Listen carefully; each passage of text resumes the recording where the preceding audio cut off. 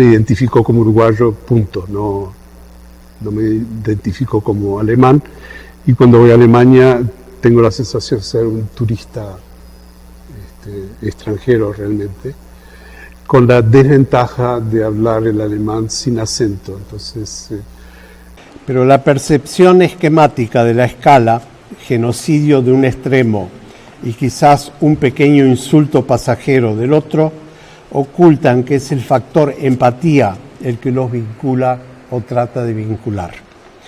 La mayoría de los actos dirigidos contra otros se basan en evitar o borrar la posibilidad de la empatía.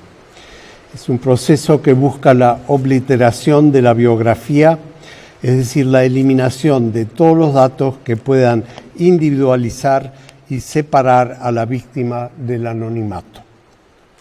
La biografía es un vehículo para generar empatía.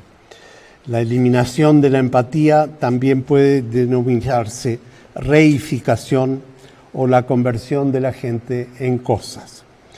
Esta quizás es la única transmutación alquimista exitosa lograda por la humanidad.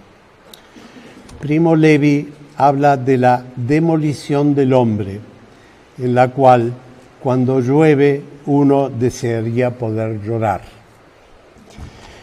No importa cuál sea la interpretación, se trata siempre de despersonalizar a la víctima, de ignorar o borrar la historia que la define como un individuo y en ese sentido deshonrarla. Es en ese acto que, sin darse cuenta, el victimario también se desindividualiza. Su propia biografía se anula en beneficio de su función de victimario y queda así deshonrado. Todo esto explica parte de la sorpresa que tienen los niños robados por los militares de las dictaduras del Cono Sur cuando sus padres fueron desaparecidos. El nuevo padre adoptivo, en su paternidad deshonradora de sí mismo, fue percibido como un padre verdadero y bondadoso.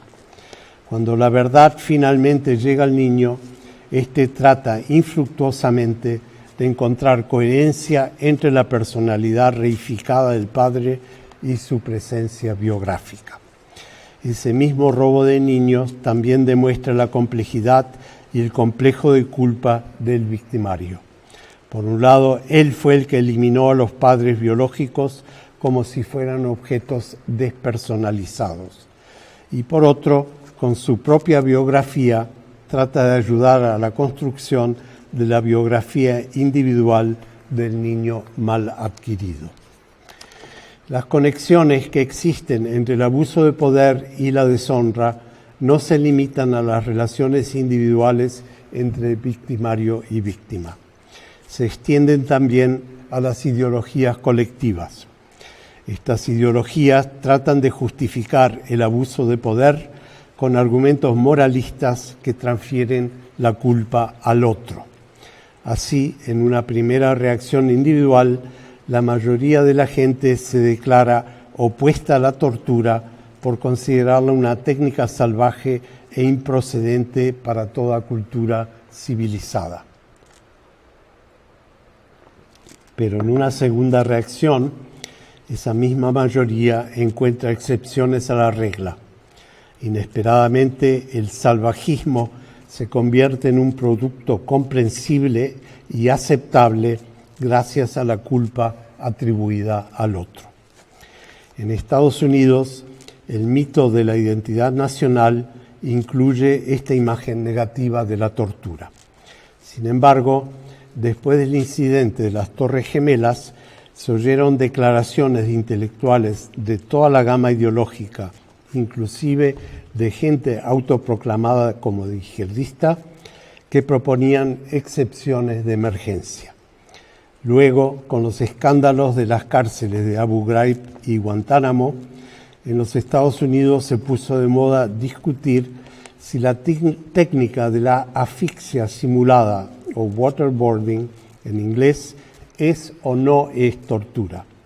Sin embargo, ni la técnica ni el conflicto ético son nuevos.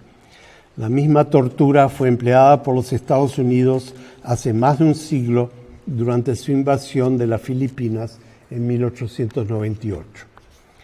En esa época la hacían parecer inofensiva, llamándola water cure o cura del agua.